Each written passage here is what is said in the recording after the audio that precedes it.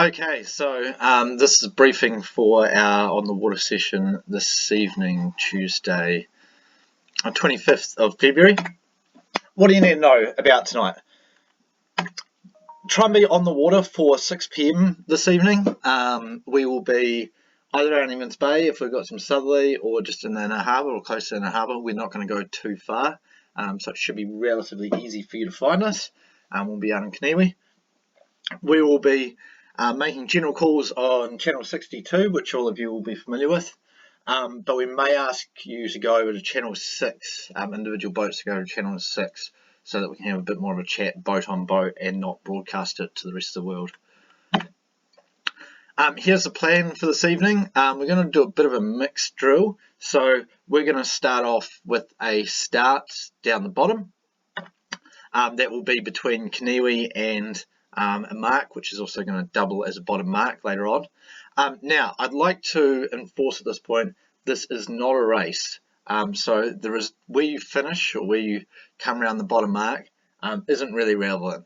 What we're wanting to do is just do a couple of mixes of activities. So first thing we want to do is a start. We're going to talk about things to think about in the start relatively soon, just after we talk about this one. Once you're started, we want you to race hard for the first 3 minutes. Reason for that is that straight after the start, it's not immediately obvious how good your start was or wasn't. So we want you to race hard for the first 3 minutes or so, get an idea as to how your start was. Once you've been racing for 3 minutes, I want you to relax, keep sailing the top mark, but sit together as a crew or make it so everyone can hear, and have a chat about how the start worked. So what worked, what didn't work, what you can improve on, what you want to try for your next one, because we're going to have a few opportunities to do this. Once we've finished doing our review of our start, I want you to start discussing your top mark rounding, figuring out how you're going to do that if you haven't already had an opportunity to do so, and just making sure you're prepared, everything's good to go, so you're going to get a really good top mark rounding. As you're coming into the top, when you're refocused, our aim up here is to do our best hoist ever, basically. So we want to be getting the kite filled right on that top mark or within a couple of boat lengths of it. As you come around the top mark, we're going to hoist the kite. Again, making sure that we're trying to make it as quick as we can around the top mark. Once we've got it filled and everything's settled in, again, we want you to relax again and take an opportunity to review your hoist. Talk about things that work well. If something got twisted up or stuffed up, then now is the time to talk about what went wrong. We're not trying to get downwind as fast as we can. We want an opportunity to think about how our hoist was going. Next thing is discuss and make sure everyone knows what you're going to do for your kite drop. Again, we'll give you a few hints on different ways that you can do a drop.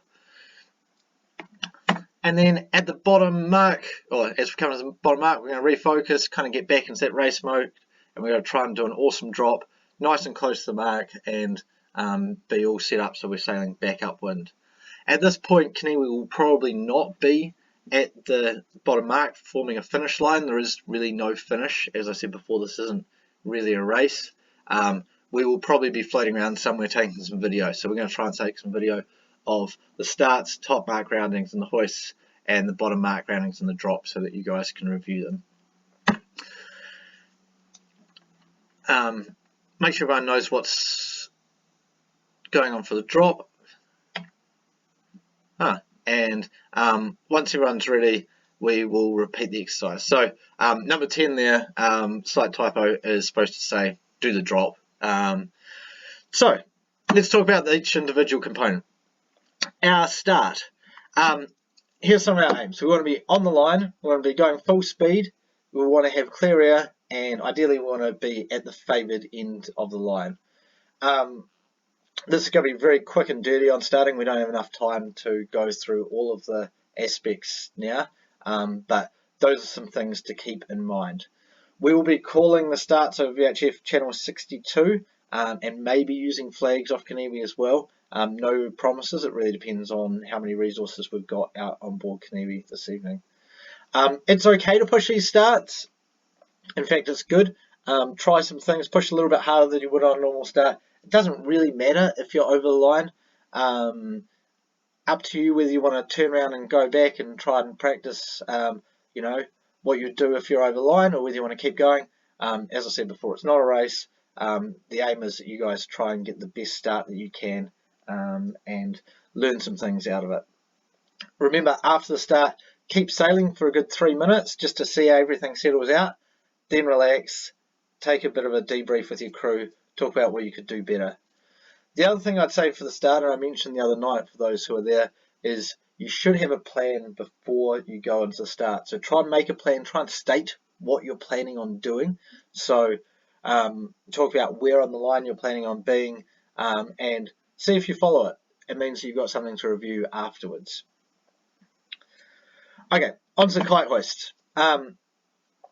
This is my take on getting a good kite hoist. I think you'll find different people have different opinions, but good to kind of try it and have a think about how to get that kite up as quickly as you can. For the purpose of this exercise, try and get what I call a good solid lay, i.e. well on the lay line. Even if you're a little bit overlaid, doesn't matter. You don't want to not be laying and have to tack halfway through here. As you get into your races, you might push this a little bit more, but make sure you got a reasonably solid lay up into that top mark. Also at this point, giving your foredeck or your bow ample time to set up is a really good idea. As you get better and as you get to know exactly how long it takes them, you can make that time a bit shorter, but for the purpose of this exercise, being on that lay line for a few minutes is not a bad thing, so they really make sure that they can get it right. Okay, so on our final tack, as we're on that lay line, basically any time once we're sure we're not going to have to tack again, i.e. we're pretty confident we are on lay coming in there, we're going to get our pole up. It means topping lift's on, downhaul is locked off, or somewhat locked off depending on the setup of your boat. Don't want to have to be fiddling with that before you hoist. Also getting the brace and the sheet on the winches. This doesn't mean we need lots of people off the rail. We can just have our person on keyboards down there doing those three things. As we enter the last 30 seconds or so, this diagram is not quite to scale. We want to sneak the clue to the end of the pole, i.e. get the spinnaker clue right up to the end of the pole, and I like to lock the brace off, holding the pole about 2 feet or 70 centimeters off the forestay. Purpose of this is when the kite fills, or if the kite fills prior to you pulling any more brace on, you're not going to swing your pole around onto your forestay, but it's not so far back that it's catching a lot of breeze.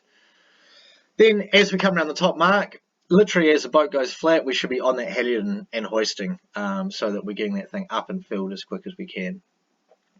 Once it's filled, we can worry about things like dropping our jib down and getting going. So again, once we've done our kite hoist, kite's up, we're not trying to race downwind. At this point, it's a good opportunity to just sit back, talk about how your kite hoist went, talk about things you can do better, talk about things that worked well.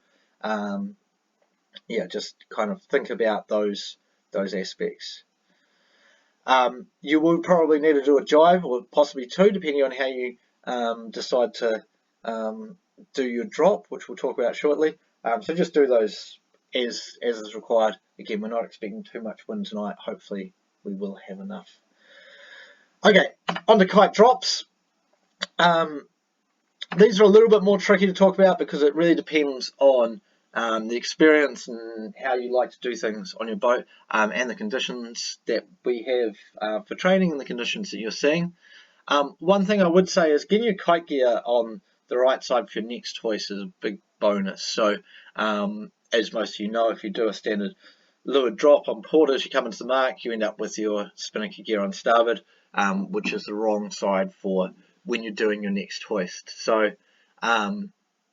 thinking about ways to do that, one of which is the Kiwi drop. I've got a video of that shortly, which I've just grabbed off YouTube, just to discuss and kind of throw that idea out there. It's one of those things that you want to get good at when it's light, and it's pretty easy to do when it's light. As it gets windier, it gets a bit harder, but it is doable, and it has some major advantages, as we'll talk about as we get through this video. Cool, so onto the video. I'm not sure, these guys are speaking some foreign language. I'm not sure exactly what it is, but I think even though there's not a huge amount of wind, it is quite a nice little demonstration of them doing the drop. Oops. So, get this playing. Okay, so as they come into the bottom mark, they've actually taken their pole off, so they're flying their kite poleless as they come down here. It takes a little bit of practice, but if you can fly your kite poleless, it does make your life a lot easier for a bunch of maneuvers. So what they've done is they're coming in poleless, they're coming in on starboard, which actually gives them some more rights coming into this bottom mark here.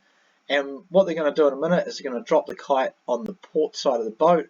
Then as they come around the mark, they are going to basically be jibing. So you can see the kite coming in there. Their mark is that powerboat you can just see off to the left there.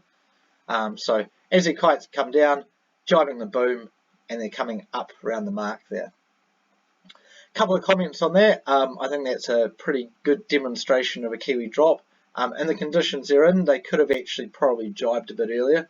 So once that kite's all in and round, them jibing earlier it usually isn't an issue because the kite will actually catch in the jib and start blowing down in the jib. So it's a nice tidy way of dropping. It also means when they go for the next hoist, everything's in the hatch and they're ready to go. Don't have to do any changing of gear around.